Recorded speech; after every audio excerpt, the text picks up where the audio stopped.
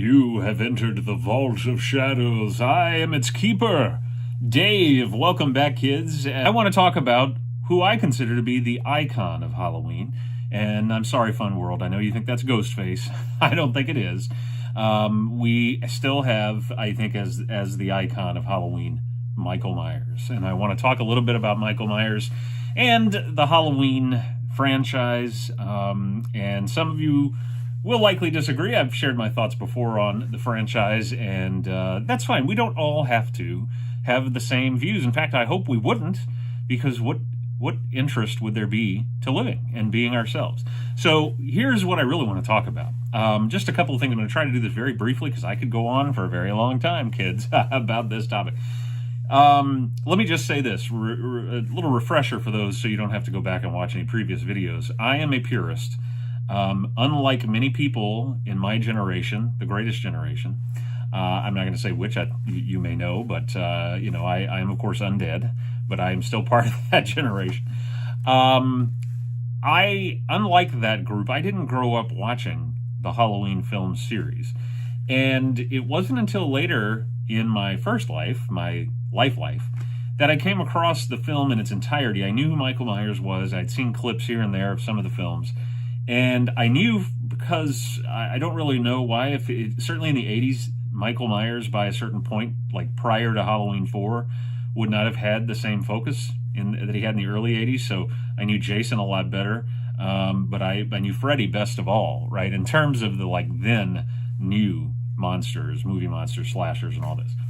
And I thought Freddy was cool, but I was much more into the old school stuff, the Universal Monsters, Hammer Horror, Night of the Living Dead, zombies, things of that nature. Who knew one day I would join their ranks? That's right. But I think I'm better than the average zombie. Certainly I'm more articulate, just a little though. At any rate, I discovered John Carpenter's Halloween, and so I came at it because I didn't know anything really about the series, and it was on television one night, and I watched part of it, and in my mind, I thought, oh, so this is setting up a sequel. I knew nothing about John Carpenter. I knew nothing about his other films. I knew The Thing. I'd seen The Thing, but I really hadn't made that connection. So I decided, let me watch this whole thing, and not a television version. I rented this, and I was blown away by this film. The suspense, the terror scared me, unnerved me, stayed with me, haunted me, just like Michael Myers does in that original film. And of course, when we like something, we think, well, I gotta have more. And I didn't know that John Carpenter I didn't know the full story behind Halloween 2 or the other sequels. And so I said, well, let me watch it. And I thought, really? I had a lot of problems with Halloween 2. I'm not gonna bash it here. I know that a lot of people have fond memories and attachment to those films. I will just say that as I watched the other sequels, so notice I'm not talking about Halloween 3, it's not a sequel. As I watched these other films that went on, and we're going all the way through the reboot and all the way up to the most recent Halloween films from David Gordon Green, who I think should stick to writing funny stuff about people that smoke pot. I think I think is his milieu, if you will. Stay out of Haddonfield and stay away from horror. At any rate, certainly stay away from Michael Myers. But then again, I think everybody should stay away for your own safety from Michael Myers. But as I watched those films, and I didn't really watch all of some of them. I watched the only one I haven't seen all of every scene is Halloween 6. And could some people will say, well, can you at least say something good about every one of them? No, I don't want to. No, sorry, I can't. I will say this.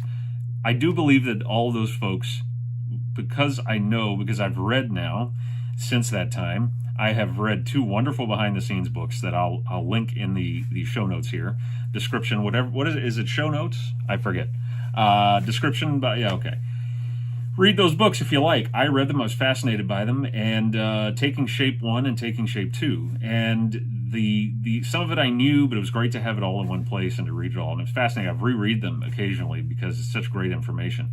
But what I found is what really John Carpenter had said himself in several interviews that I saw, and that is that every one of those films that followed, with the exception of Halloween 3, was a shameless cash grab that was trying to simply get money instead of do something different. And so it just repeated the same story, the same premise over and over and over again. And that's all those movies are. Now you might say, well, geez, Dave, that's what slashers do and sequels and slashers do. Maybe. I mean, but look, even Friday the 13th, which is very formulaic, obviously changes. Yes, it changes the characters, but there's something different there. There are some real stinkers in there. That's not a great series, but neither is the franchise of Halloween. Okay, all of those movies, I believe, pale in comparison to the immortal classic, that is the original film. And so when I learned that John Carpenter didn't intend to do a sequel, that he was, if you don't know, sued by his financiers, his producing partners, one of them Mustafa Akkad, and the other ones is Irwin, is it Yablans? Yeah, Yablans or Yablans. He was sued into doing it so that he could make the movies he wanted to, one of which was The Fog, which is just an iconic film. Carpenter was right on the money. That should have always been a series. And if Halloween had been an anthology series every year, new Halloween set film, not with Michael Myers, now he could have returned here and there, right? Let's check in and see what happened to Haddonfield 5 years, 10 years later. Well, then I think we would be talking about a very different thing, because his idea was every one of these sequels could spin off their own sequels, or not sequels, I'm sorry, installments in the anthology. And I think that would have been far more creatively rich. And I feel like now, I mean, how many times will and some of you are going to go, man, you need help. And no surprise there. I see these videos on YouTube and on social media of a dancing Michael Myers, or it's a guy dressed like Michael Myers and he's riding around a golf cart, and it sickens me. And I'll tell you why it sickens me, because when I think of Michael Myers, again, a fan only of that first film, I see a man, not a man, right? This is no man, says Loomis, who is always in the background, and he's slowly getting closer. He is haunting Laurie, who's not his sister. She was in the wrong place at the wrong time. And that is true to life. We can all find ourselves in the wrong place at the wrong time. Anyway, I'm going off tangent here. Let me just say this. I don't want to see any more sequels. I don't want to see anything else done. I want the story of Michael Myers to be left alone. That's not going to happen. I have some ideas for where you could keep the lore of the first film and go in different directions. I'm not going to give that away, right? So I'm not going to share that. If you watch the first film carefully, there's some very interesting stuff that was kind of thrown in there, and I just think it was to give the movie kind of a little bit more layers. That, it's like Carpenter has said, it was the illusion of depth, but not really depth. But there's some potential there.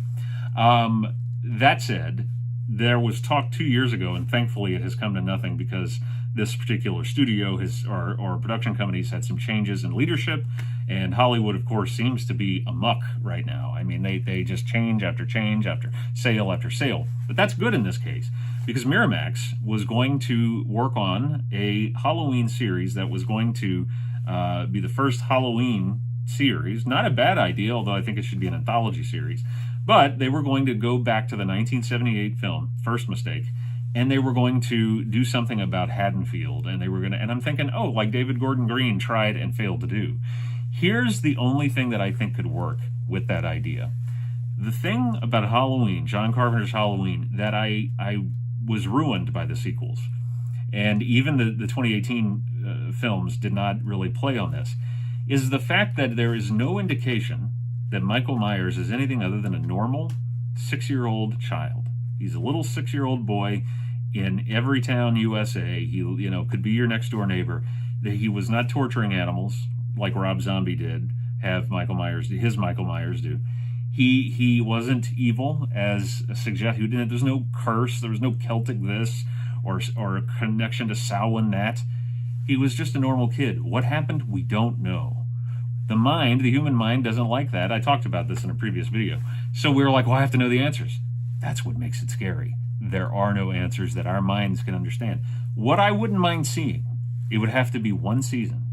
And the only reason I say I would want to see this is because I would want to build on this element. I would want to see, because the first film, we only see the parents of Michael Myers in one quick scene, and they're never referred to again in the film. Now, they are in the later sequels, who cares? And in some of the novelizations, again, who cares?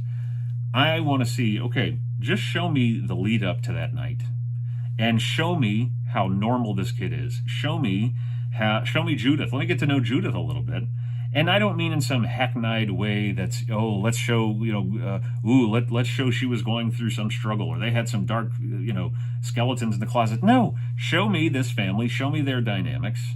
Not more than one season, maybe just 6 episodes. You could do it in a movie too.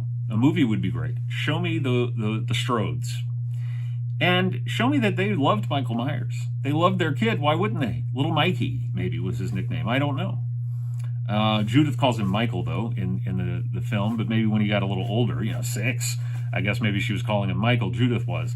But my point is this, show us that, and that will only, I would say, do that because it will enhance the original film, so that when you see that night of 1963, when Michael Myers, something changes, something happens, and he kills Judith, wow, we know the family now. There was the parents. We never found out anything about them. Maybe there could be a coda, like a final episode that's an epilogue, and it's set after Halloween, and it just explains, what happened to the Myers.